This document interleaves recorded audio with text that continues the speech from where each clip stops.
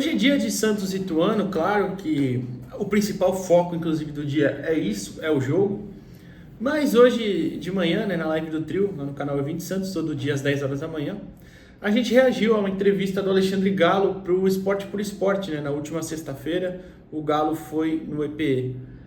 E eu vi os cortes que a gente transmitiu na live, claro, mas vi depois alguns, e, enfim, até fala sobre o Morelos em outro, enfim, né? E entre uma coisa e outra, uma fala dele, uma contradição muito grande, me deixou bem bravo. E eu achei que valia, né, trazer aqui para o canal. Bom, foi comentado na live também, eu falei lá sobre isso, mas aqui vamos se estender mais um pouquinho. O Galo cita, quando perguntado pelo Gelson, sobre a utilização dos meninos da base, né, nessa temporada.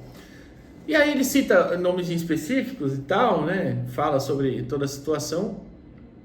E aí ele faz aquela declaração, né? Que o Carille também já respondeu em coletiva, mas eu vou colocar aqui as duas, tá? Sobre a questão da força, né? Ah, mas a Série B é um jogo pegado, um jogo físico, um jogo de força, tal, tudo bem. Na Série A eu acredito que eles vão conseguir jogar melhor. Eu vou colocar a declaração dele e depois a do Carille, que é uma resposta para a minha pergunta, falando do Souza, especificamente depois do Santos 1, Novo Horizontino 1. Então, fica com a resposta do Galo e a do Carille e eu já volto. Está sendo mais colocado em jogo com jogadores da base, né? E outra coisa que eu te falo, é muito mais difícil você revelar um menino de qualidade como esse na Série B do que na Série A. Quando você vai revelar um menino que é uma pérola, você tem que colocar um cordão de ouro no entorno dele, porque essa pérola vai valorizar muito mais. Na Série B eles têm dificuldade por esse confronto físico, principalmente um atleta que você falou, que eu acho que talvez será um dos grandes atletas, uma grande negociação do Santos Futuro, que é o Souza, que é uma pérola realmente, mas ainda demanda de um pouco de dificuldade na questão de Série B, por ser um jogo muito físico e não é um jogo técnico, ele é um jogador extremamente técnico, lembra muito o Serginho, que jogou comigo no São Paulo, não sei se vocês também têm essa visão em relação a ele. Já tivemos proposta para o Sherman, já tivemos proposta para o Jair. Então, quer dizer, nós temos que ter um pouco de calma, porque a reconstrução está sendo em cima desse momento de Série B. Mas a diretriz do presidente é cada vez mais dar vazão e dar atenção e entendimento à base. Mas hoje a diretoria está satisfeita com o aproveitamento da base? Nós estamos entendendo que esse momento de Série B está do tamanho que a gente precisa hoje. Hoje, o Souza é um garoto de 18 anos. Hoje eu sabia que era um jogo de competição, de briga. O time do Novo Horizontino, um time grande, até os jogadores da frente, jogadores de disputa. Eu tenho que preservar nesse momento. Souza é uma joia aí que vai ser mais fácil para mim, no meu modo de ver, até jogar mais a Série A do que a Série B, por ser pegado.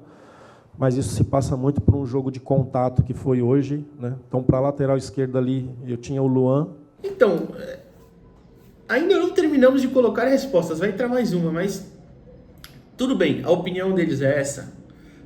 Deles que eu digo a diretoria, o consenso geral ali com a comissão técnica é isso, de que ano que vem vai ser mais fácil esses meninos jogarem, porque é uma Série A e é menos jogo de briga, apesar que na Série A se corre mais, eu já falei isso aqui várias vezes, não tem nada que mostre que na Série B o nível físico de correr mais, de dar mais sprints durante o jogo é maior, não.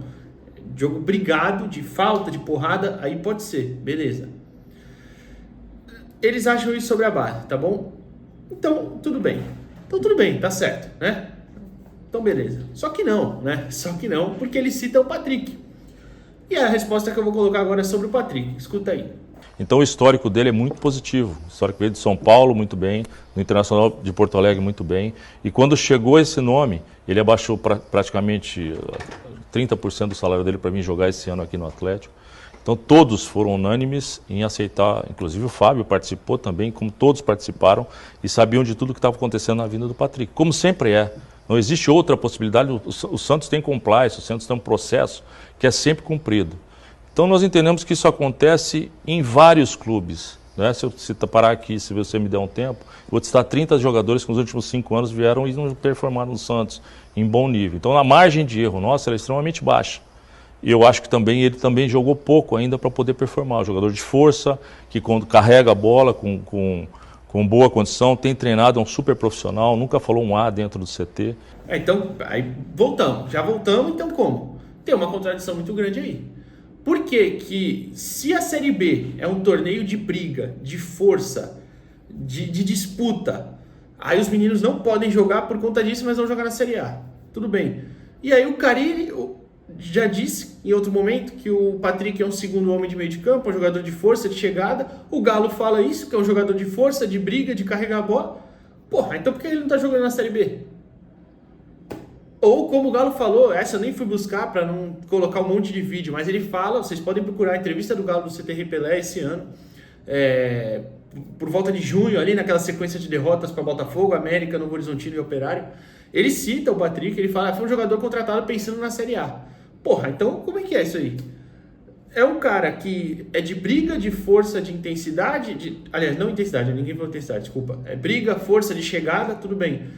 A Série B é um campeonato de briga, de disputa, mas ele vai jogar na Série A. E aí ele não pode jogar na Série B também. Por quê? O que está acontecendo?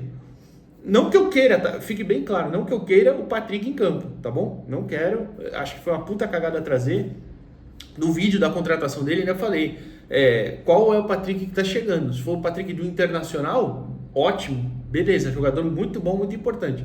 Se for o Patrick do São Paulo, tudo bem, ainda vai, né? Fez seus golzinhos e tal. Se for o Patrick do Atlético, aí ferrou. Porque o Patrick do Atlético Mineiro não jogou porcaria nenhuma e foi chutado de lá. O próprio Galo fala, se ele estivesse jogando, a gente não teria condição de trazer. Bom, então por que trouxe? Se ele não estava jogando?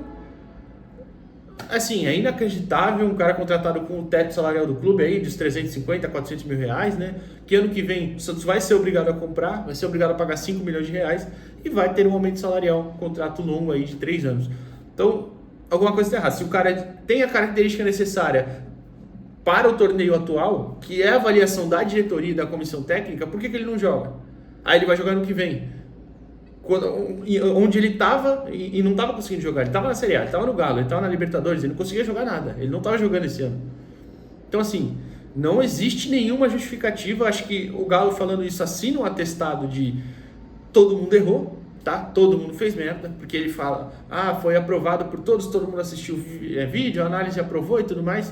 Então, todo mundo fez cagada, né? E das grandes, porque é um investimento alto. E sempre falam, não é sempre esse o papo, o Santos não tem dinheiro, o Santos isso, o Santos aquilo, então tem que saber gastar melhor o pouco dinheiro que tem. Porque você pagar um salário de 400 mil reais, que vai aumentar para o Patrick, e pagar 5 milhões numa contratação que vai ter contrato longo, vai ser 3 anos aí, né? Então ferrou, né, gente? Então tá todo mundo muito errado lá, e aí você começa a pensar como é que vai ser pro ano que vem. Começa a pensar ou não, continua, porque a gente já alertou aqui várias vezes, em outros lugares também, né? Como é que vai ser pro ano que vem? Vai ser o mesmo dirigente que trabalhou esse ano? O próprio Galo vai ficar? O Galo vai sair? O Galo que é um cara assim, que eu acho que em 2023 pegou uma bucha bem grande, é verdade, quando o Falcão sai, já tava, né, as coisas desmoronando, mas aí ele erra muito ao trazer o Morelos, por exemplo. Pagando o que pagou, que trouxesse pagando menos, beleza. Ainda acho que dava pra ter algum... Tipo assim, não era o principal culpado ano passado, sabe? Esse tipo de coisa. Ele pegou uma bucha, tal, pegou um monte de andando, tá bom. Mas esse ano o trabalho é fraco. Foi ele que trouxe o Rodrigo Ferreira. Foi ele que trouxe o Patrick. Mas ele cita antes, né? Em outro trecho que eu não coloquei aqui da entrevista. Inclusive, assista a entrevista lá no canal do EP. Tem completa lá e tem alguns cortes lá separados. Vai lá no Esporte por Esporte. Ele fala que ele montou o time praticamente sozinho. Bom, então ele trouxe o Casares, por exemplo, que já foi dispensado. Já citei o Morelos, o Rodrigo Ferreira, o Patrick. Difícil, né? É assinar um atestado de incompetência. Não sei o que vocês acham. Mas a gente volta hoje pro pós-jogo de Santos e Ituano. Valeu!